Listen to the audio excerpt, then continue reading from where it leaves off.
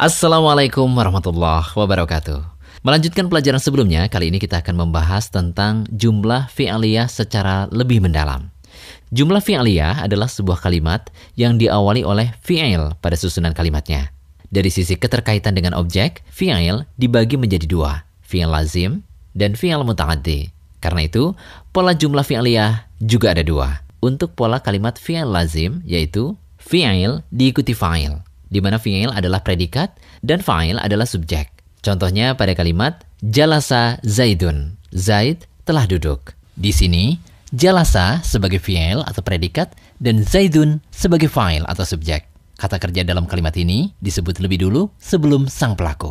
Kemudian untuk pola kalimat fi'il muta'addi adalah fi'il diikuti fa'il, kemudian ditambah dengan maf'ul bih, di mana fi'il adalah predikat, fa'il adalah subjek, dan maf'ul bih adalah objek. Contohnya pada kalimat yaqra'u Zaidun Al-Qur'ana. Zaid sedang membaca Al-Quran. Yaqra'u sebagai fi'il atau predikat, Zaidun sebagai fa'il atau subjek. Kemudian diikuti oleh Al-Qur'ana sebagai maf'ul bih atau objek.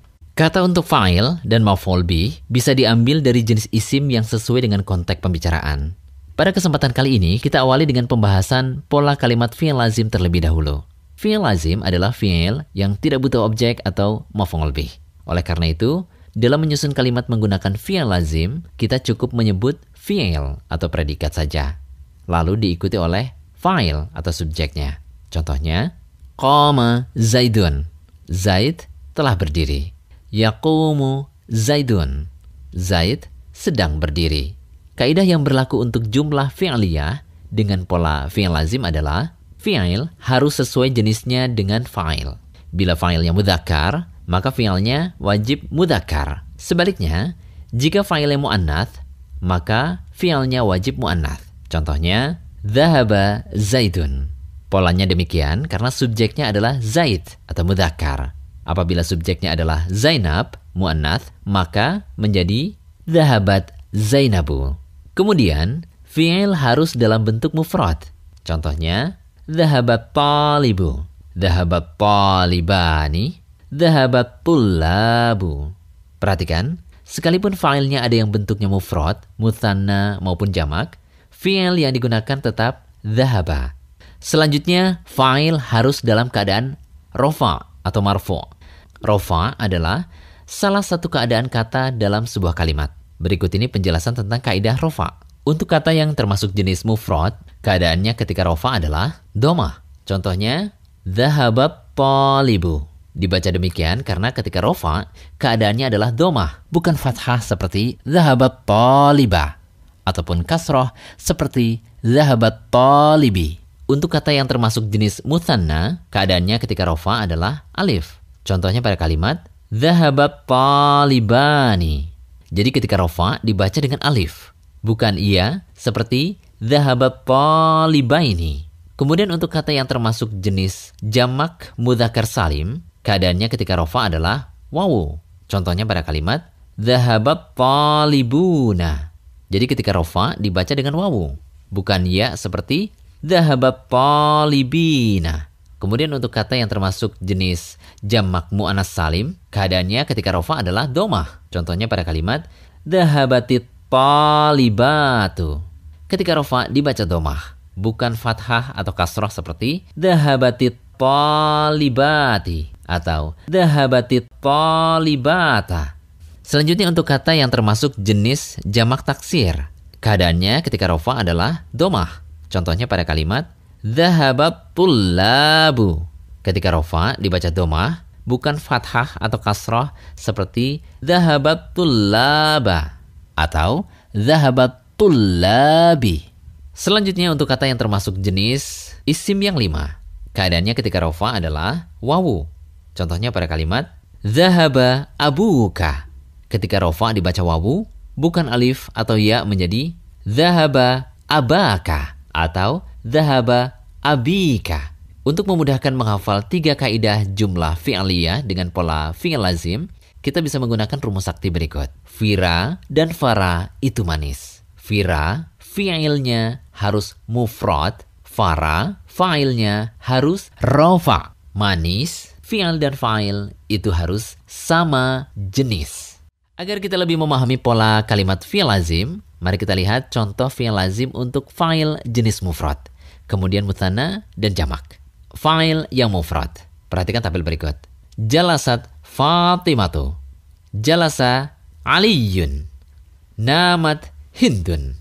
Nama Zaidun. La'ibat al-bintu. La'ibal waladu.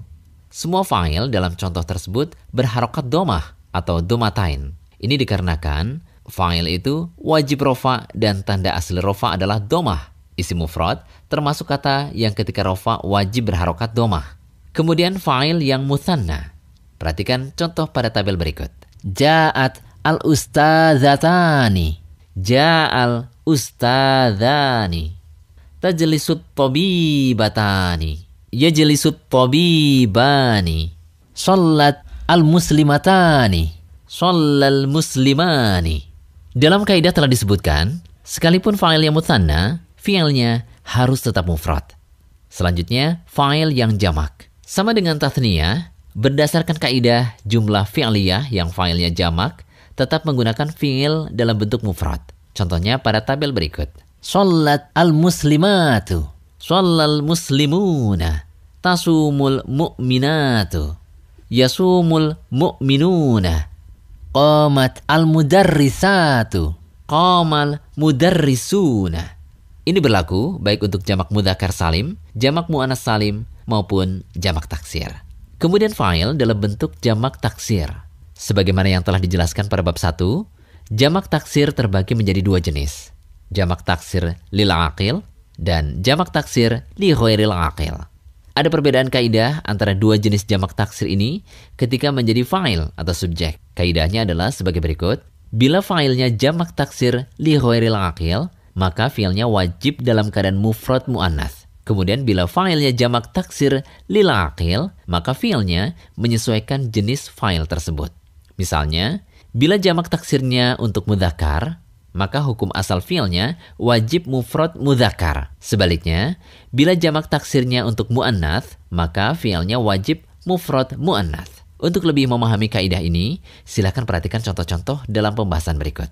Jamak taksir li ghairil aqil. Ketika dalam bentuk mufrad, beberapa kata benda mungkin ada yang mudzakkar dan ada yang muannats. Namun ketika kata benda tersebut berubah menjadi bentuk jamak taksir, maka semuanya dianggap muannats. Karena kaidahnya, semua jamak taksir dari kata benda atau ghairu aqil dihukumi muannats. Silakan perhatikan tabel berikut untuk memahami jumlah fi'liyah jamak taksir li ghairil aqil. Kolom sebelah kiri dalam bentuk tunggal atau mufrad dan kolom sebelah kanan dalam bentuk jamak atau jamak taksir. Do'at al-kutubu. Do'al kitabu. Kathurat al-masajidu. Kathural masjidu. Nabatat al-ashjaru. Nabatat asy-syajaratu.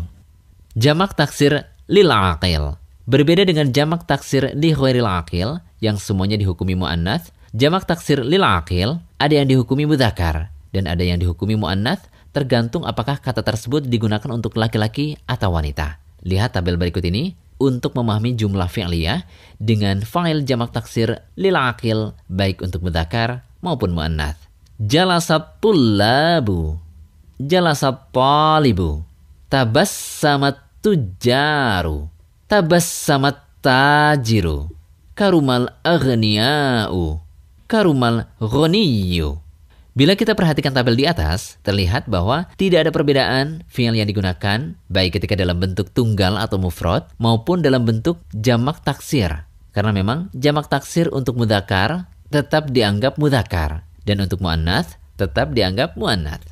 Berbeda dengan jamak taksir li ghairil aqil di mana semua bentuknya akan dihukumi muannats. Demikian pelajaran yang ke-6, semoga bermanfaat.